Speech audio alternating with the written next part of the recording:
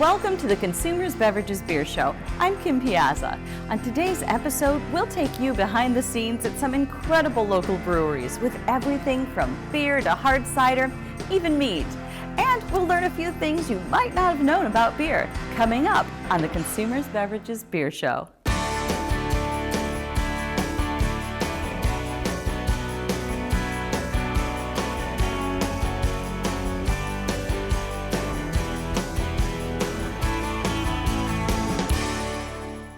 Our first stop today takes us out to Hamburg, where Johnson's Landing, a newcomer on the brewing scene, have opened a spectacular new brewery and tap room with a view of the waterfront that you have to see to believe. We are at a newer, phenomenal, gorgeous facility that just recently opened up in the last couple months. Johnson's Landing. I'm here with Bobby. How you guys doing? And tell us a little bit about the facility. You just opened up, what you said, like in the last month and a half, 2 months? August 13th, so Fantastic. We're looking at about a month and a half now. Wow, that is amazing. How have things been going? What you haven't seen yet is they have some phenomenal patio space, as well as the gorgeous inside that we're in. Yeah, absolutely. So we're a 3-story brewery with the roof included. We have 2 different patio setups here. We have 2 different stories of restaurant, full dining. We are up on the upper level, and what you all don't see just yet is right over there, gorgeous waterfront view. So this is, you can't beat this, and the inside is stunning. So tell us a little bit about the brewing operation, like the setup, some kind of your goal, your mission. What got you guys into this? We have always known restaurant. That has been our background in this family for 20 years over at Peg's Place. So we've known food, and we figured why not take it to the next level and offer something that we haven't done before and that we know that we could possibly make an impact on. So we decided to take on beer. It was one of those things that I went to school for, and then we've taken on another brewer as well, and we've taken it full steam ahead here. Your brewery setup's pretty unique and pretty cool, based on how it was constructed around the space. So if you don't mind, tell us a little bit about the brewing setup and some of the fun you all had to get that dialed in. Yeah, so that was an interesting process with being in a basement. It's a 10-barrel system. It's actually shipped from Portland. We flew out there, picked it up there, and then we brought it in here and had it custom fabricated by UDMC, which is United Dairy. That system is out of this world. It's beautiful. Fully pneumatic. Everything is right from a screen there. There's not a single hand valve on the entire system. It completely reduces the risk of any problems with the beer and hope to produce good product. Beautiful tap set up behind us. About how many beers are you having on tap at any given time, would you say? Or how many are you looking to produce? So currently right now we have 5 on tap. Okay. We're looking to keep in a soft spot of 6 to 8 with allowing guest taps to be able to rotate in with seasonal beers and everything like that. We're looking to keep enough volume that we can possibly down the line can our own product, and if the possibility presents itself, to be able to throw a few kegs around the area. One of my favorites has got to be our Audial. That beer, it's simple, it's easy, there's not a lot going on in it that makes it too crazy where you can't have more than 1 glass, but you're able to have a few and kick back and enjoy. So Audial is definitely one of my favorites. Okay. There's a few that we got coming out that I'm excited to be able to be a part of on that end, but they're going to be. You can't talk about it right now. I understand. I'll give a hint towards one. Okay. We're looking towards a cookies and cream style stout, maybe a little bit of nitro in there. So we're fantastic. Yeah. Not that we want to rush this gorgeous weather. I mean, if you look outside today, I mean, it's stunning. But 'tis the season for the darker and the heartier. So, personal fan. I saw the gorgeous pizza oven downstairs, but I want to hear you tell us a little bit about the food concept that you're having, because it already seems like you've done your homework on what's going to pair with the delicious libations you're all making. Yeah, so with being a restaurant-forward family, food comes first. We've said it before, we'll say it again, and we'll say it to everyone that comes in the building. We're food first. You walk in the door, we want you to know that you're going to get a good plate of food and a good beer to go with it. I love what you all are doing here, and it's exciting to see this taking shape. No, it was if you would have asked me 3 months ago what this place would have been where it is now, I would have probably laughed at you while I was building tables and chairs. So it's been a crazy experience. So we're happy to be where we are now and serving people of Hamburg.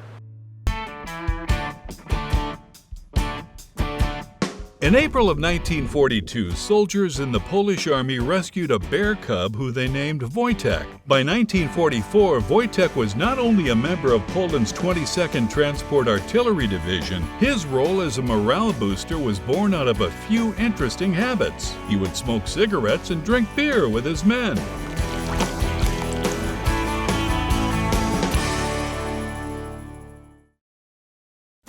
Welcome back to the Consumers Beverages Beer Show. Next, we travel to Lancaster, the home of Clarksburg Cider, where I caught up with head cider maker Corey Hare to check out both where and how all of this delicious cider is made. And it is my pleasure to introduce you to the head cider maker, Corey Hare. Hi, Corey. Hi, how are you? Good. Thank you so much for bringing us out back. This is an incredible facility. It is ginormous. I mean, these tanks, oh my goodness. Tell me what I'm looking at here. So right behind us is a bright tank. It is, the capacity is 6,000 gallons. Right now this one is empty, but the other ones are full. Usually when we produce cider, we don't fill it all the way to the top, but it does have the capacity to hold 6,000 gallons. It has the capacity for a tremendous amount of alcoholic beverage.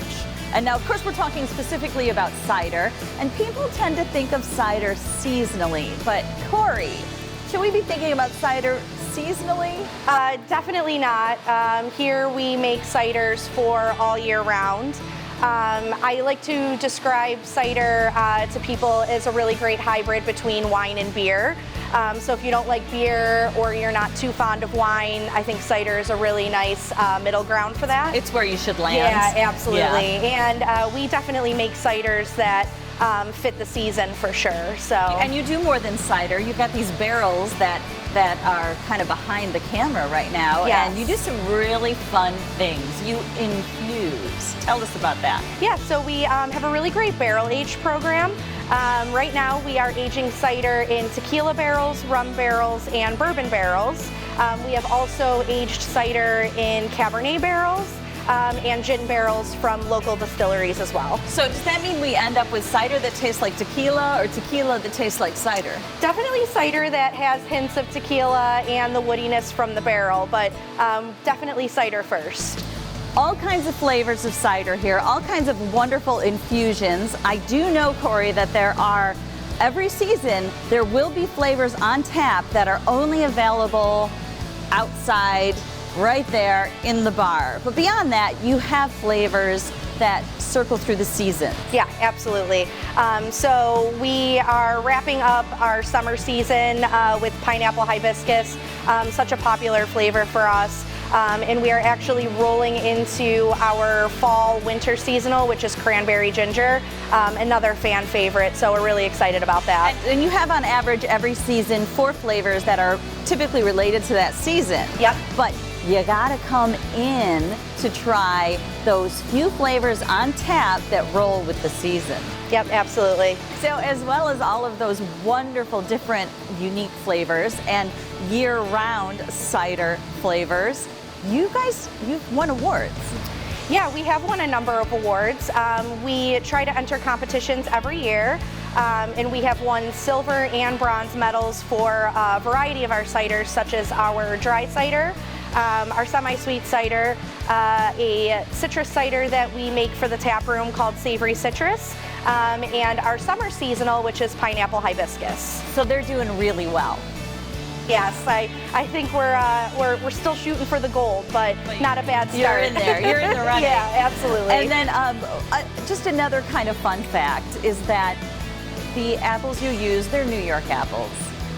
We love that. Yeah. New York cider, New York apples here used in your distillery. It's just kind of more of what makes you great. Yeah, absolutely. Local is definitely our top priority. Thank you, Corey. Of course.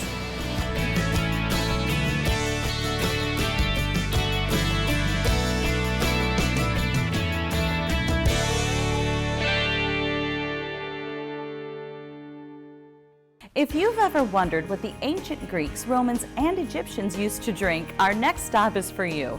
Now we head to Holland, New York to visit the Bee Spit Meadery, where the time-honored traditions of crafting this ancient brew are being given a modern twist. So we're going to sit down with Dave Pistello, and he is the man who knows mead. Hello, Dave. How you doing? Good. Thank you so much for having us here at this beautiful establishment. This is one of the most creative locations I've ever seen. Everything is handmade, not just the mead. You walk into this building and it's the bar, and it's the tables, and it's the art. So let's talk a little bit about what's in front of us, which is the mead. So we've got lots of color on this table. Yep. Talk to me about what we're looking at here.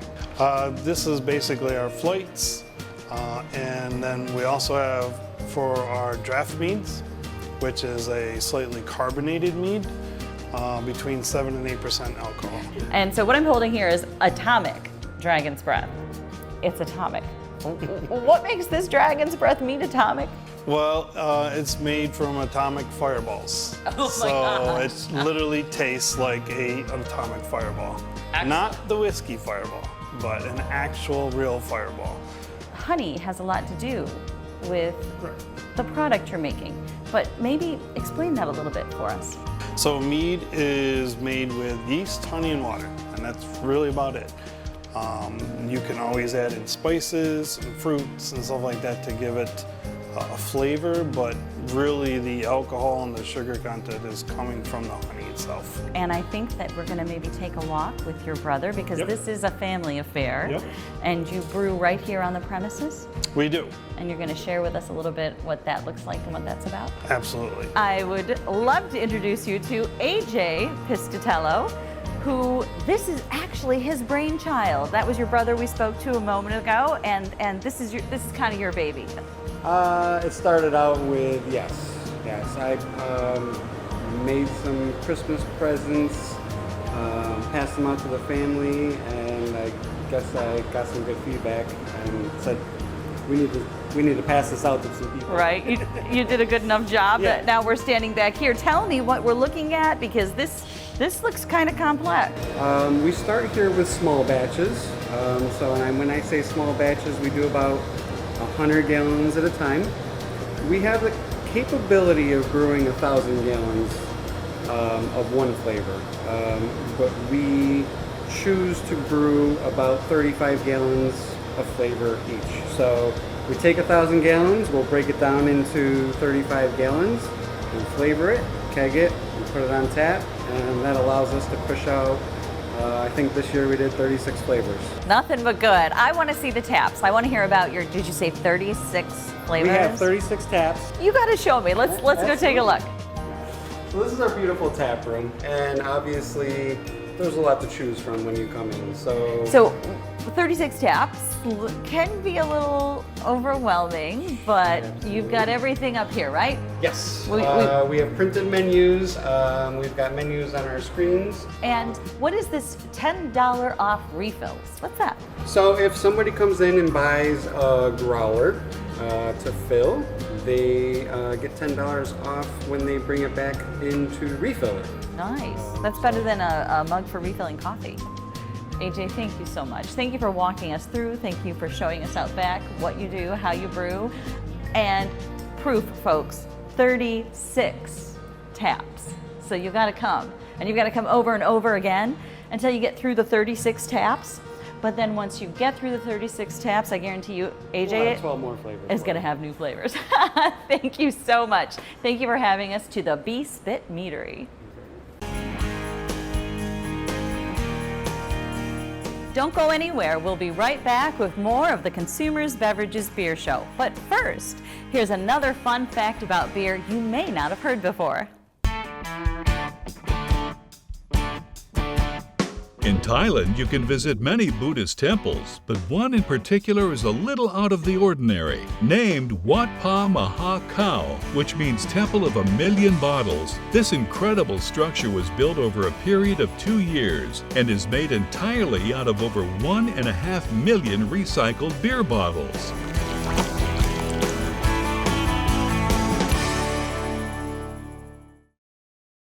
Welcome back to Consumers Beverages Beer Show. Santora's is well known in Western New York for their amazing food, but now they're entering the craft beer scene with their 1927 brew house. Let's send it out to Eric Coleman, who's with head brewer Rob Haig. Alrighty, we're here at Santora's Pizza Pub and Grill on Transit Road. Today we're going to be sitting down with Rob Haig, head brewer of 1927 Brew House, which is part of the evolution that Santora's is going on, emerging into the brewing and craft beer brewing scene. So we are here with head brewer Rob Haig at 1927 Brew House Santora's. Rob, thank you very much for taking a seat with us. Appreciate it. Thanks. As we've been talking with Paul and just talking about the evolution of Santora's and coming in as a brewing company, craft beer destination, and I mean this sincerely, the beers are amazing, and the beautiful part is you've been doing this a bit. You've got history, like you are, been doing this a while and you're really good. Please fill us in a little bit more about, your come up in the beer world, craft beer brewing world. Well, like most brewers, I homebrewed for 6-8 years.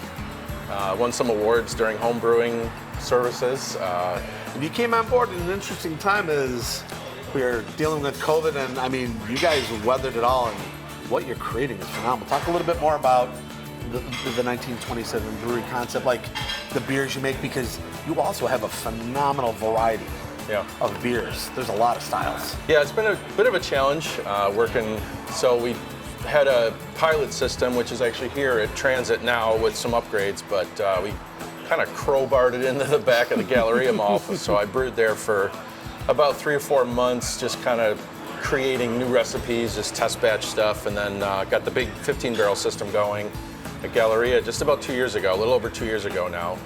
And then, but that place is unique because there's no cooler for kegs.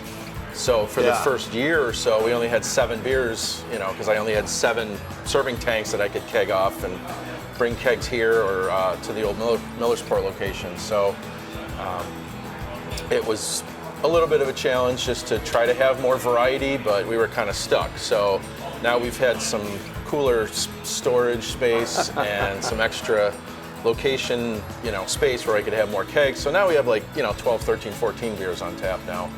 At any given time, and we try to keep it mixed up for everybody. So always a few IPAs, a couple of ales, amber ale. We have another different lager now. Oktoberfest is always a huge seasonal hit. Sold out of it super quick last year, so I had to make a bigger batch this year. No, that's awesome. And then this addition to the barrel aging program, that's always super cool and fun to play around with. I mean, it's one more thing you now have to oversee, but exciting to see that come out. Now, first almost 10% alcohol stout is in a bourbon barrel right now, so for the next few months. Sorry, I love all craft beer. Very excited about this one coming out. And the next one is a Belgian quadruple that's going into a tawny port cask. Oh, you had me at hello right there. That is amazing. And those are all being done here at the Transit location, correct? Yep, we're double batching. We got bigger tanks now, so we're double batching everything and making, 4 kegs versus 2 kegs at a time. Awesome. I mean, there's some exciting things to come, and as Paul was mentioning, the new site, that's just going to be an amazing experience. Yeah. Making it a little bit easier as you bring stuff under one roof for you, but I'm excited to see the beers that are coming out. The beers that you have on tap right now are amazing, as they always are. And I'm not saying that because I'm personal. Being friends with you, I really enjoy every time I get to come or bring people here for a craft beer experience. So it's amazing, man. I'm excited to follow this journey and watch it grow. And I want to thank you very much, on behalf of the guests and us, to have a chance to sit down and talk with you. I know you're a busy man, so I don't want to hold you up too much. But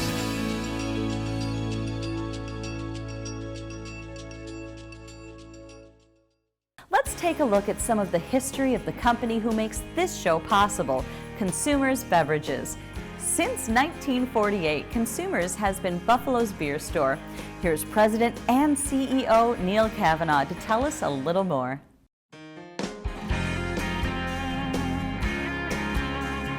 So my dad started Consumers Beverages in 1948 with 3 other gentlemen, and their objective was to home deliver beer and soda pop to the residents of Erie County.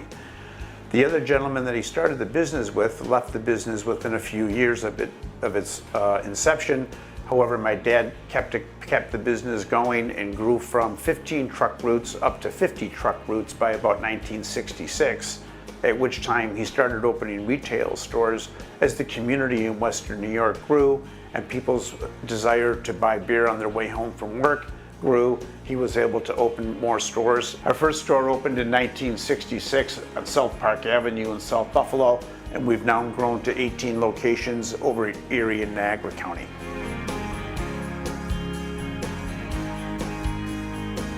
When the business first started, they had 5 brands of beer and 2 brands of soda pop that they distributed, that consumers distributed. And they, in 1950, opened up a soft drink bottling plant in the building at Genesee and Bailey, and we were manufacturing soda pop until 1988. We had 17 different flavors of regular, 5 different flavors of diet in 10-ounce bottles and 32-ounce bottles, but as 2 liters prevailed in the market, and we sold the property where the bottling plant was housed, we focused more on the beer end of things.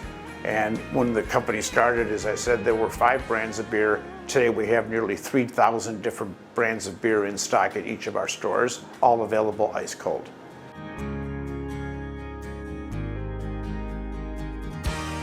So I like to tell people that my dad took me to work on Take Your Son to Work Day when I was 9 years old, and he hasn't sent me home yet. My first job at Consumers was washing the floors in the offices, which are located in South Buffalo. When I was in 6th grade, on Saturdays and Sundays, my dad would take our whole family to work and assign us each a job. So it's truly a family-run business, family-owned business, and many members of our family are still here today.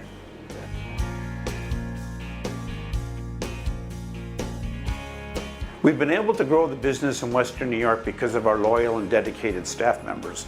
We have multiple staff members who have been on staff for 20, 30, up to 50 years. We have many retirees in the community, but without our loyal and dedicated staff members, we would not have been able to serve the patrons in Western New York that are interested in having cold, fresh beer, especially local beers, at their convenience at any one of the 18 consumer beverage locations.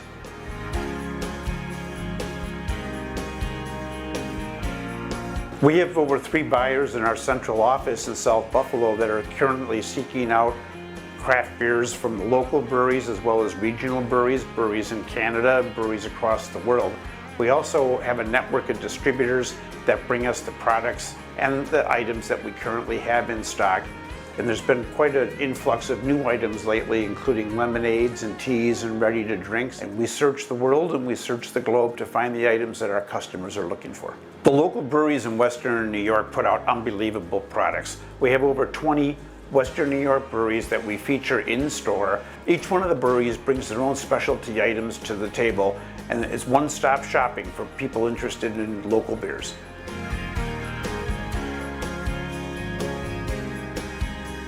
We have an opportunity to continue to grow the business in Western New York. We're celebrating our 75th year. We have plans on deck to build 2 more stores in Western New York. I have 3 sons that are actively in the business, and we're looking forward to a bright future for Consumers Beverages.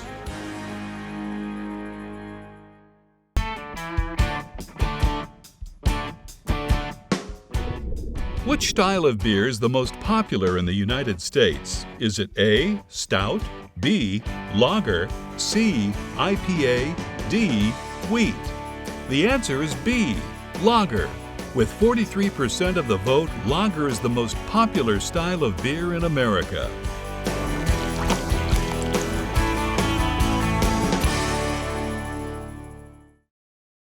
Thanks for watching the Consumers Beverages Beer Show. The next time you see me, I won't have these glasses because I'm getting the Zeiss Smile procedure from Fichte, Endel, and Elmer Eye Care in Amherst.